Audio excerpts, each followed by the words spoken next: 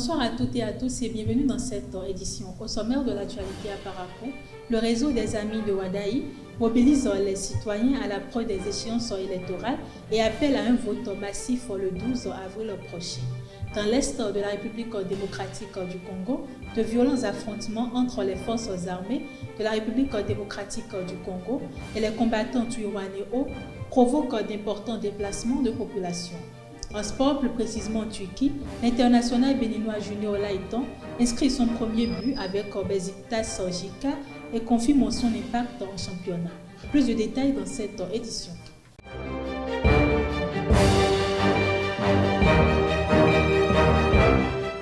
Rebonsoir chers internautes, comme je l'ai annoncé tout à l'heure dans le sommet à quelques enclavures des prochaines échéances électorales, la mobilisation s'intensifie à Parakou. Le réseau des Amis de Wadaï a réuni ce week-end une foule impressionnante pour appeler les citoyens à faire entendre leur voix dans les urnes. Compte rendu avec Marcel Coty et Elvi Kongbeto. Jeunes, femmes et personnes âgées ont effectué le déplacement, répondant ainsi massivement à l'appel du président du réseau des Amis de Romia Wadaï, Curias Radonou. Objectif, sensibiliser sur la nécessité de participer aux différentes élections et défendre le choix du duo candidat Wada Intalata pour la présidentielle d'avril 2026. Le Bénin n'est pas une mosaïque dispersée. Il est un, indivisible, solidaire et fraternel, du nord au sud, de l'est à l'ouest.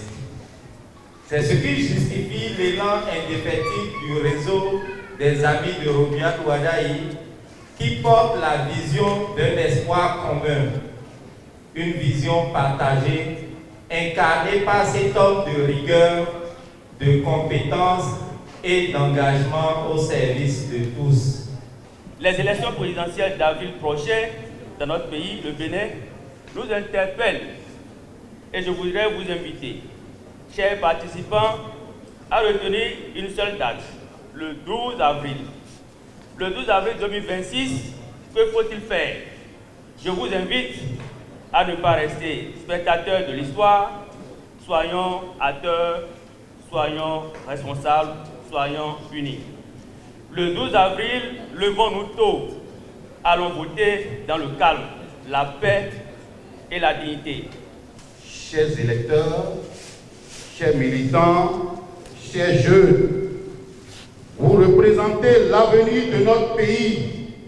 Votre participation active est indispensable.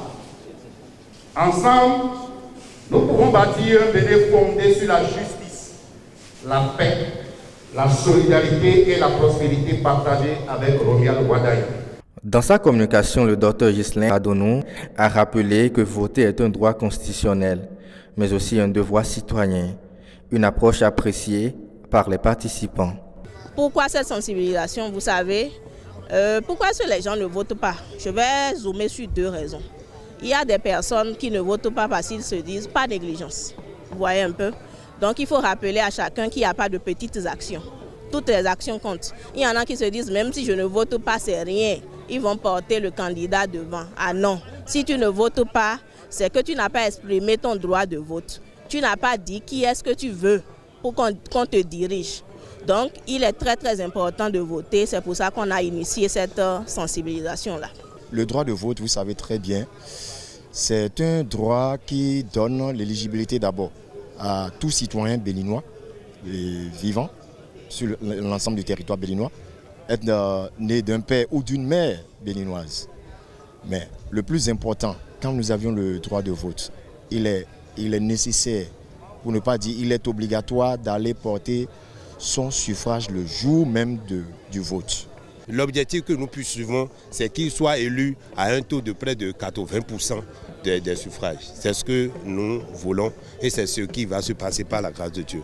Clôturant les interventions, le président du réseau, Curias Radonou, a exhorté les participants à devenir des ambassadeurs du message dans leur quartier et communauté. Sachez que la jeunesse béninoise a un rôle central à jouer. Par son dynamisme, son sens de l'innovation et son engagement citoyen, elle peut contribuer à informer, sensibiliser, et accompagner les générations précédentes et actuelles sur les droits et devoirs liés au vote. La rencontre s'est achevée dans une ambiance festive avec la prestation de Alpha Mime venu égayer le public. À Parakou, le message est clair. La participation électorale est au cœur des priorités et la mobilisation ne fait que commencer. Dans la foulée, le docteur Gisner Radonou a rappelé aux participants qu'ils ont le droit de voter et invite chacun à exercer son devoir le 12 avril prochain. Toujours au micro de Louis Kangbeto et Marcel Koti. L'objectif de notre rencontre ce matin, c'est d'échanger sur une thématique qui nous préoccupe, parce que nous sommes au carrefour de l'histoire. Le 12 avril prochain, le peuple béninois ira aux élections présidentielles pour élire le futur président qui conduira la destinée de notre nation. Le thème est intitulé « Le devoir de vote du citoyen béninois, un droit constitutionnel ». Vous savez, dans tout État démocratique moderne, le vote constitue un outil fondamental par lequel le peuple exerce sa souveraineté. Bon, comme on a un problème technique, je peux dérouler si ça ne vous dérange pas. D'accord. Mais notre nation, depuis l'avènement du vote démocratique, qui a vu son jour grâce à la Conférence nationale des forces de la nation, qui s'est tenue du 19 au 28 février 1990, nous avons opté pour le vote démocratique. Mais aujourd'hui, on constate que malgré que ce droit de vote est reconnu par nos textes fondamentaux, certains citoyens béninois décident de ne pas l'exprimer par diverses raisons. Alors se pose la question de savoir pourquoi, lors des élections, que ce soit l'élection présidentielle, législative ou communale, certains décident de ne pas aller exercer ce droit. Il nous revient d'échanger avec vous, de vous informer par rapport aux conséquences qui pourraient en découler lorsque certains décident de ne pas aller exercer ce droit. Nos échanges tourneront de trois volets. D'abord, nous parlerons du cadre juridique et institutionnel du droit de vote, c'est-à-dire les textes fondamentaux, les institutions qui encadrent ce droit pour tout citoyen béninois et les conditions dans lesquelles un citoyen béninois peut exercer ce droit de vote. Et le deuxième volet concerne l'abstention du vote, qui constitue un danger pour la vitalité démocratique. Lorsqu'un citoyen décide de ne pas exercer son droit de vote, il décide délibérément de ne pas participer aux affaires de la cité, c'est-à-dire à la gestion des affaires de la cité, aux décisions fondamentales qui peuvent permettre le développement de la nation. Et enfin, voilà que le problème persiste. Et les typiques, les derniers enjeux électoraux, je vais parler de l'élection publique, législative et communale, le taux de participation était nettement inférieur à 35%. Ce qui veut dire qu'il y a près de 63% de Béninois qui n'ont pas exprimé leur droit de vote. En quoi consiste le cadre juridique? Nous avons fait recours à deux articles de notre Constitution.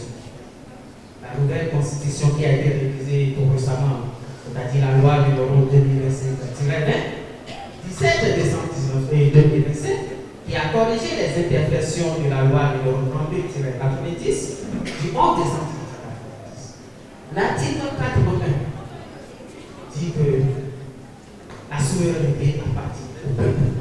C'est-à-dire qu'au Bénin ici, est-ce qu'il n'y a pas de gens, lorsqu'ils refusent d'aller exercer le droit du vote, il ne faut pas lever de poursuite judiciaire? Ce vendredi 20 février 2026, la ville de Parakou a tourné une nouvelle page de son histoire municipale. Lors de la passation de charge, le plus jeune maire du Bénin, Zulkifli Zakari, a pris officiellement les rênes de la cité des Kobourou, succédant à Inoussa Chabizime à la tête de l'exécutif communal. Nouveau maire de la ville de Parakou, suivez l'intégralité de son discours au micro de Elvi Kangbeto. Monsieur le préfet du département du Borloo, Monsieur Inoussa Zime Chabi, honorable député maire sortant, Mesdames et Messieurs les agents au maire, Mesdames et Messieurs les membres du conseil municipal, Monsieur le secrétaire exécutif, autorités politico-administratives, traditionnelles et religieuses, chers cadres techniques de la mairie de Parakou, chers partenaires techniques et financiers, chère population de Parakou. Avant toute chose, je rends grâce à Dieu Tout-Puissant qui, dans sa miséricorde, m'a accordé la santé, la force et l'humilité nécessaires pour me tenir debout devant vous en ce jour solennel. Je remercie du fond du cœur les populations de cette commune qui ont bien voulu placer leur confiance en ma personne. Ce choix, je le mesure à sa juste valeur. Il n'est pas seulement un honneur, il est avant tout une responsabilité que j'assume pleinement et sans réserve. Je ne saurais prendre la parole sans saluer avec respect et admiration mon prédécesseur, M. Inoussa Zimé Chabi, aujourd'hui honorable député à l'Assemblée nationale. Il a conduit cette commune avec dévouement, posé des bases solides et transmis le flambeau dans la dignité. C'est à juste titre que l'on conçoit que la nouvelle corde se tisse au bout de l'ancienne corde solide. La sérénité de cette passation est à son honneur. Qu'il en soit sincèrement remercié. Et que sa nouvelle mission au Parlement soit tout aussi fructueuse pour notre pays. Parakou est une ville stratégique. Carrefour économique, culturel et social du Nord Bénin. Elle incarne le dynamisme, la diversité et la résilience. Être appelé à la diriger est un honneur immense, mais surtout une mission exigeante. Je mesure pleinement les attentes de nos populations. Des infrastructures modernes et durables, une gouvernance transparente et participative, une jeunesse mieux encadrée et plus entreprenante, des opportunités accrues pour les femmes, un cadre de vie assaini et sécurisé. Mon engagement est clair, gouverner avec méthode, écoute et efficacité. Mon action sera fondée sur 3 principes essentiels: la concertation, la rigueur, l'innovation. La concertation parce qu'aucun développement durable ne peut se faire sans l'implication de tous les conseils municipaux, les cadres techniques, les forces vives, les leaders communautaires et les partenaires. La rigueur, parce que chaque franc public doit être géré avec responsabilité et transparence. L'innovation, parce que Parakou s'adapte au développement et défis modernes, notamment en matière de digitalisation des services, de promotion de l'économie locale et d'attractivité territoriale. Je tends la main à tous, majorité comme minorité, pour que nous travaillions dans l'intérêt exclusif de Parakou. Chers cadres techniques de la mairie, vous êtes le socle sur lequel repose le fonctionnement quotidien de cette institution. Votre expertise, votre mémoire institutionnelle sont des atouts précieux que j'entends respecter et valoriser. Je compte sur votre rigueur, votre professionnalisme et votre loyauté indéfectible envers cette institution. Car les hommes passent, la commune, elle demeure. Les jeunes, vous êtes au cœur de notre projet municipal. Les femmes, votre autonomisation sera une priorité. Quant à vous, opérateurs économiques, la mairie sera un partenaire facilitateur. chère population de Parakou, je ne promets pas des miracles, mais je promets du travail, de la proximité et des résultats mesurables. Ensemble, nous écrirons une nouvelle page de l'histoire de notre commune. Que Dieu bénisse Parakou, que Dieu bénisse le Bénin. Je vous remercie. Le processus d'inscription de la Gani sur la liste représentative du patrimoine culturel immatériel de l'UNESCO franchit une nouvelle étape. Son Altesse impériale, Sero Toru Tuko Sari, empereur de Niki, a reçu en audience le vendredi 20 février 2026 les membres de l'Agence de sauvegarde de la culture du Grand Borgou, conduit par le directeur général Bioyaro Marcel Orufiko.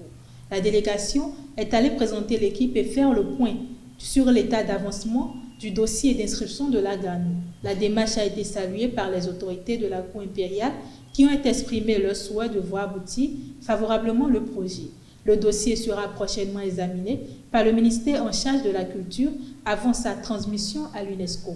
Hors de nos frontières, de violents affrontements ont opposé tout le week-end les forces armées de la République démocratique du Congo FARDC aux combattants Twirwanéo dans les hauts plateaux de Minambwe en province du sud Kivu. Selon RFI, les Twirwanéo alliés au mouvement AFC M23 affrontent l'armée congolaise soutenue par des unités burundaises et des miliciens Wazalando.